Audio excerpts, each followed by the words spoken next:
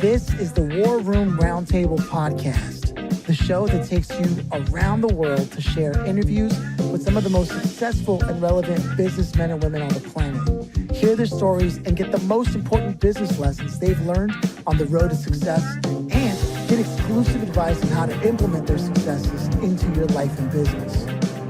The War Room Roundtable is brought to you by your hosts, Jason Miller, CEO of Strategic Advisor Board, and Phillip Lanos, CEO of Own the Rhythm, and former podcast host for Entrepreneur and Inc. magazine.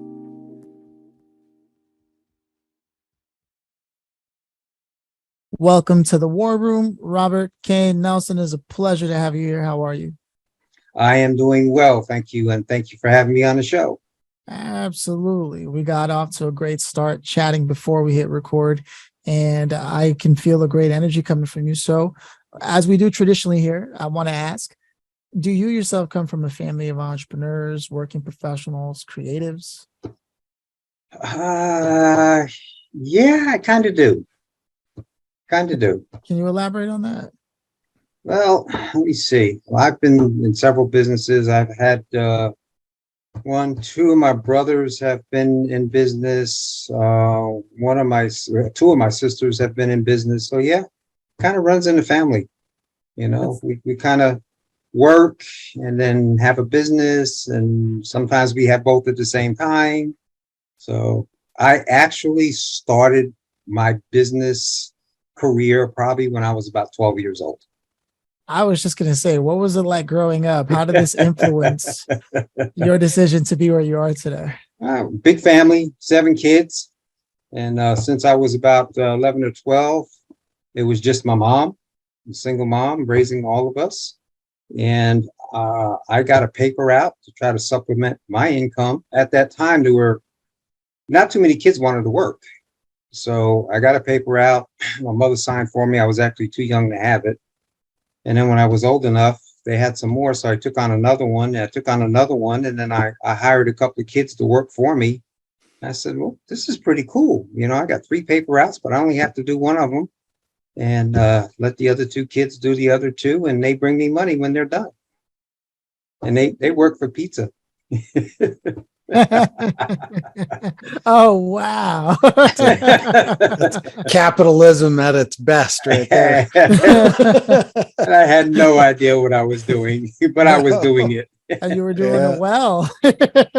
Oh, wow. Okay. So then at what point does this journey sort of start to take on real shape of consequence for you? Like, this is really what I'm going to be doing.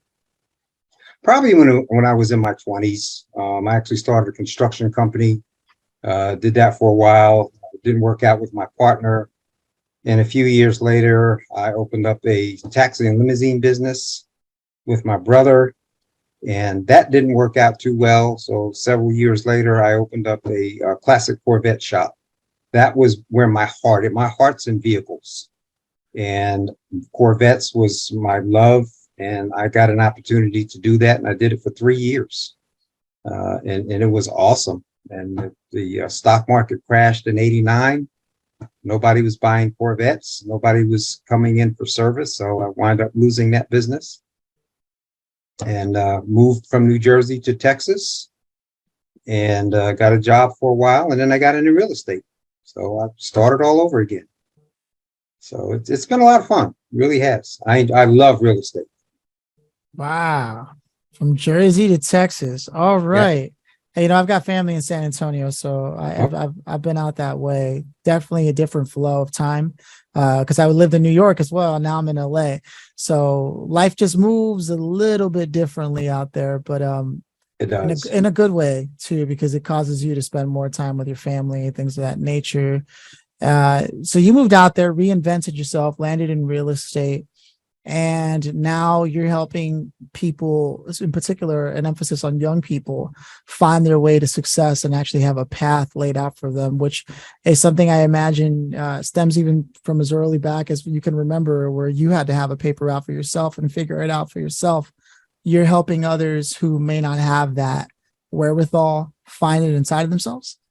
I had a mentor when I was young who helped me out, and I want to pay it forward. And I understand that age group, that 13 to 16 or so, they're kind of finding their feet. They're not sure where they belong. Are they still kids? Are they teenagers?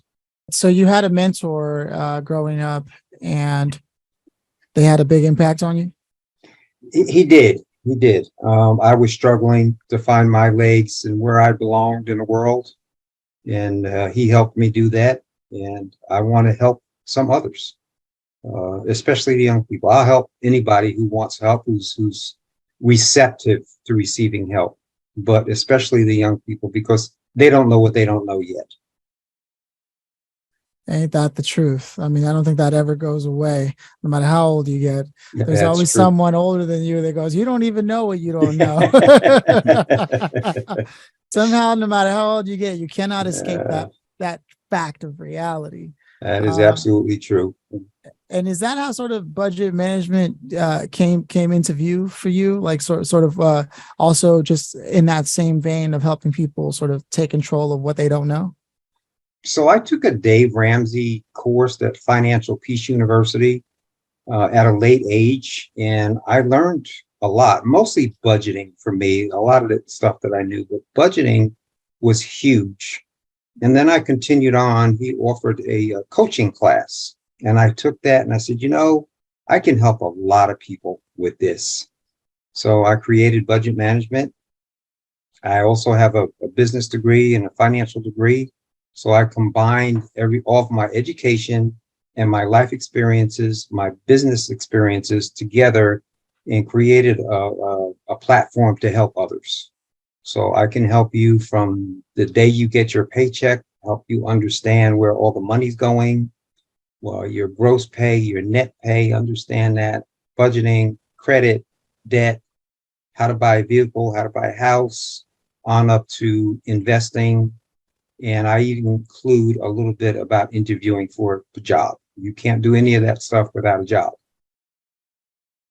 Wow. And so now I can see how this also directly just ties right into helping young people, because young people don't know how to get a car, how to get a house. Some of them don't even know how to file their taxes. No, they don't. They Oh, don't. man. The ones that here's the funny thing. So the years and years in the military, and you go around a military installation, right? And you'll see all these little chop shop car shops, right? And all of them have a sign: we finance E1 and up, right? Right? We'll figure it out, right? So you got all these 18-year-old kids coming out of basic training and all this stuff, and they got a pocket full of money and don't know what to do with it. And they go get themselves locked into a $25,000 piece of crap at 29% interest because they didn't know any better for the next 800 years. That's exactly right, man. I've seen it 1,000 times, man. Yeah. It's awful. Buy here, pay here. They make it easy. That's right. They hope that those guys hope you don't pay, because when you don't, they go pick up the car and they sell it again to somebody else and do the exact same thing. Yeah, you got it. Oh, man. I've seen it. They end up making $250,000 on that 1982 Civic. That's right. They don't care if you don't pay. Take it. Don't worry about it. That's right. Give me your address. That's all I need. And when you make the payments, and they don't sell it by monthly payments. It's weekly payments. So it sounds really good. Yeah, right. It's $200 a month, but it's only $50 a week. You can handle that. Right. I'm still trying to figure out what's in that $250,000 1988 Honda Civic. Yeah, it had racing stripes. That's leased wheels. Yeah, right. And you know what's funny is the truth is that there are many people who are growing up, whether it's in the military or maybe they don't even go that route, that fall victim to the same thing, but with college, right? Like, yes, that, like, how is that even legal when I think about it? We have this conversation every now and then on this show. The amount of debt a kid can go into with no real, what we're talking about, you don't know what you don't know, with no real understanding of like how consequential their education will be to what their work life is going to be. Yeah. And yeah, we can't even apply for like forget even a couple thousand, an $800 business loan. I've got an Yeah. idea, right? Like, how crazy is this? Do you have any thoughts on that? Because I mean, you work in this world of like money, understanding. Your business. You've had businesses. You go all the way back to the paper route. If we just look at like the whole story, even getting into cars and understanding, exactly at what level a high tier car operates at, what it's really worth, what's going on. When you take all these factors into consideration, do you have any thoughts on sort of the way that is currently set up as a system for young people? Yeah, it's called generational poverty. We talk about generational wealth all the time, but there's such a thing as generational poverty. There's a lot of talk about generational wealth. There's also generational poverty, but that's the norm. So I said, if kids don't listen to their parents, but they emulate their parents. So if their parents are deep in debt, they live on credit cards, they're on welfare, whatever the case is, the parents didn't finish high school, more than likely the child or children are going to follow that same route because that's all they know. That's their norm. That's what you surround yourself with. So I have a saying, if you live in a bubble and everybody in that bubble looks like you, it's never going to change. It's just not, because you don't know anything else. You have to step outside that bubble, step outside your comfort zone, go on the other side of town. Don't stay in that where you grew up and stay in that 4-block radius. Go on the other side of town and see what the other people are doing and say, hey, I didn't realize this. So, and that's I did that when I was young. I was always somewhere that I wasn't supposed to be. But I learned, so much, like, wow, I didn't know people live like this. I didn't know you could do these things. So why can't I do it? If somebody else is doing it, I can too. They're no smarter than I am. It was funny growing up because we used to call it the other side of the train tracks. Yes. Because we had a train track that ran through town. And I mean, I don't know if there was really affluent people where I lived, not really, but there were people that they were looked at that way. They really weren't, but they were looked at that way. And it seemed like all those folks lived on the other side of the tracks. Right. And I remember my dad, he'd say, yeah, don't even bother going over the other side of those tracks. I used to go over them tracks all the time. Didn't help me, huh? It didn't do anything for me, but I still used to go over there. I ventured across the tracks into the next town. I lived in basically a blue collar town. There were affluent people, and but I traveled. I went everywhere, so I was very curious. Yeah, and that's something that I think also makes a different distinction, right? Is some people literally, they may travel and then still never live somewhere else, and living somewhere other than where you originally were born makes all the difference. It does. We were talking with somebody else about this, but like, if you never leave home, you also never get a chance to leave behind who you were in that home. Great psychologist, I think his name is Jim, and it's just powerful stuff. And I'm glad to hear that that's what you're encouraging in young people.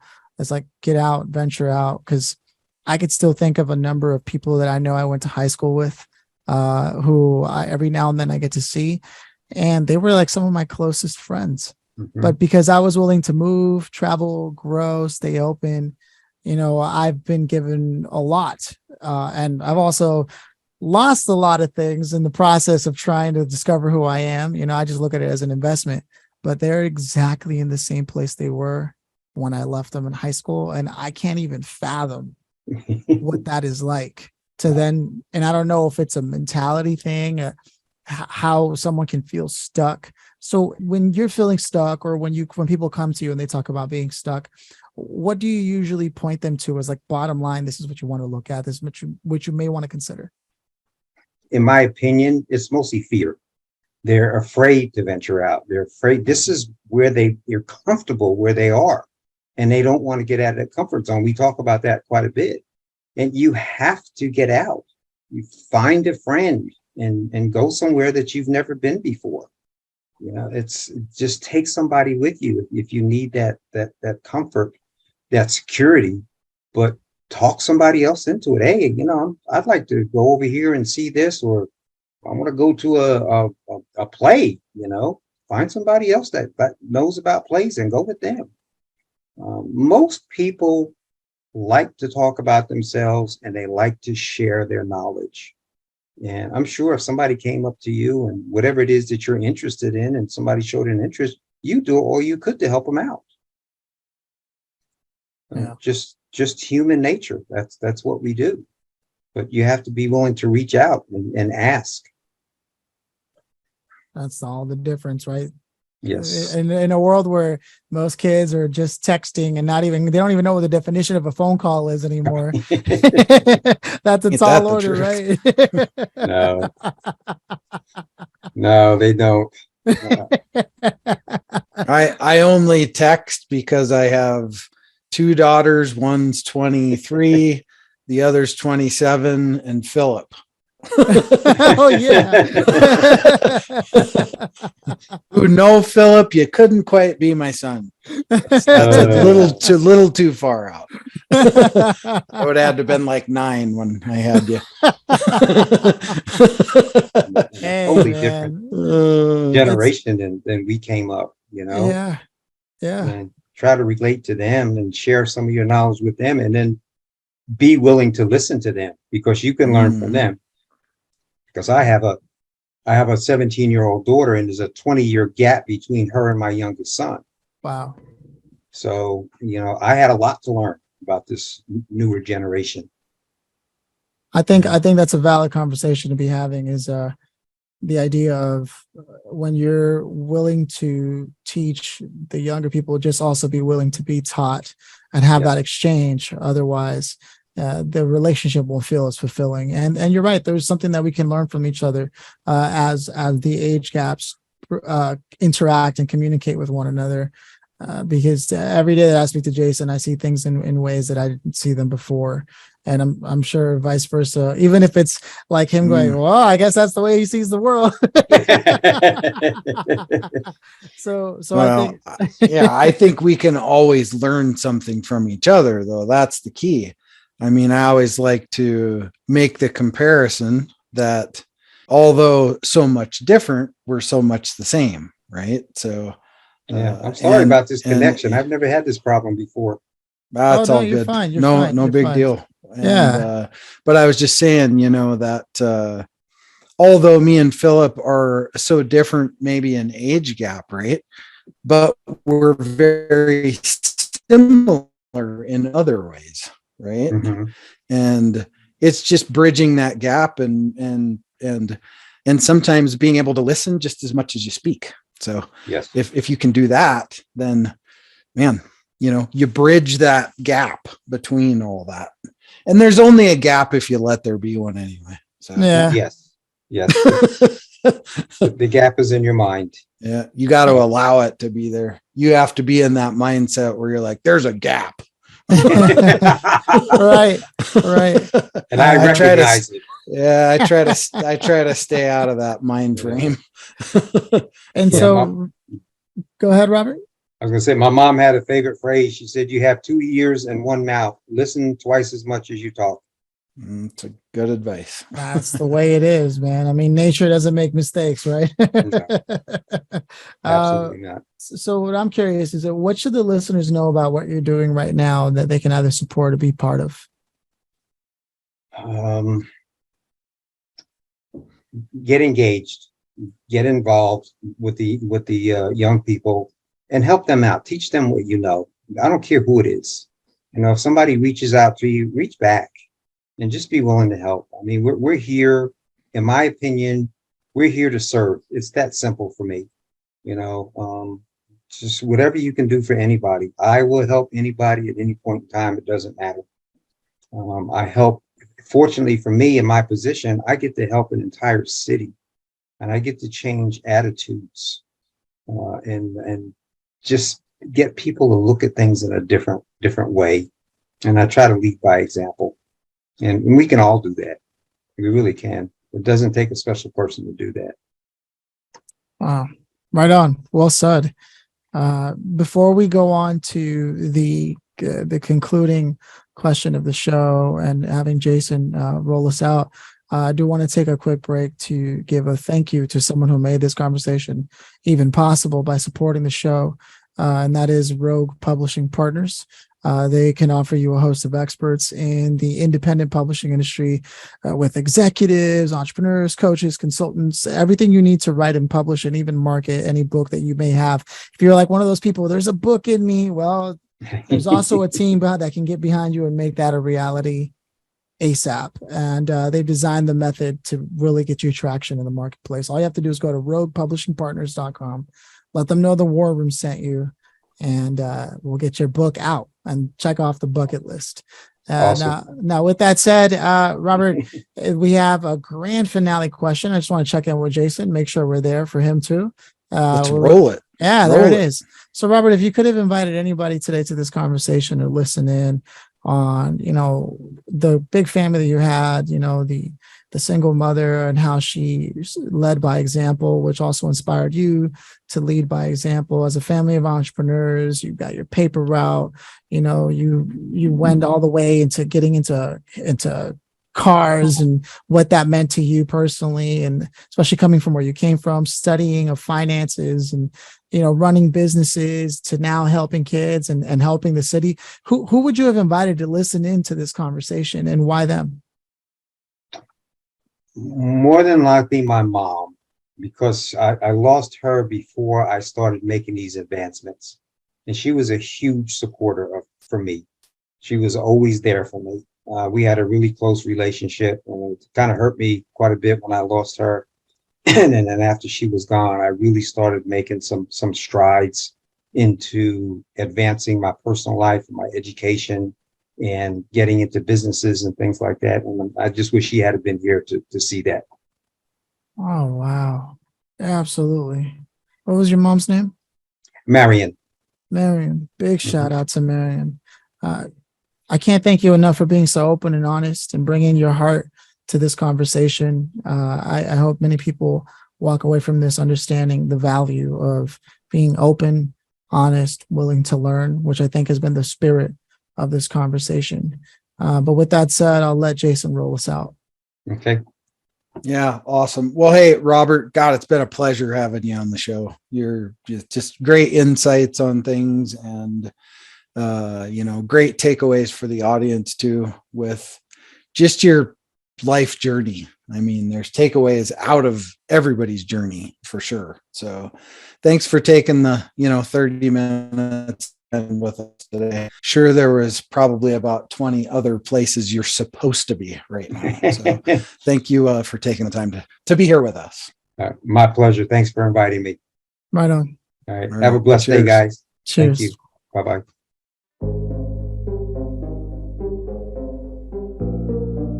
Thanks for listening to the War Room Roundtable with your hosts, Jason Miller and Phillip Lanos. Please leave your feedback and visit strategicadvisorboard.com to get the latest and greatest business advisement on the planet. Follow us on social media for updates, and always remember, if you can dream it and believe it, then you can go achieve it. We'll see you in the next episode.